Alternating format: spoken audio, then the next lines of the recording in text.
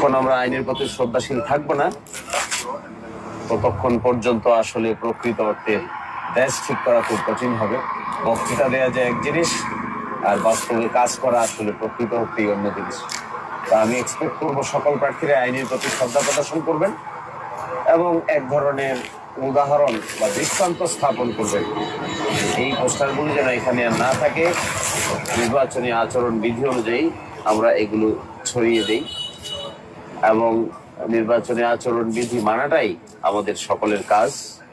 আমরা যদি নিজেরাই নির্বাচনী আচরণ মানতে না পারি, তাহলে অন্যকে উপদেশ দিয়ে তো খুব বেশি লাভ হবে না।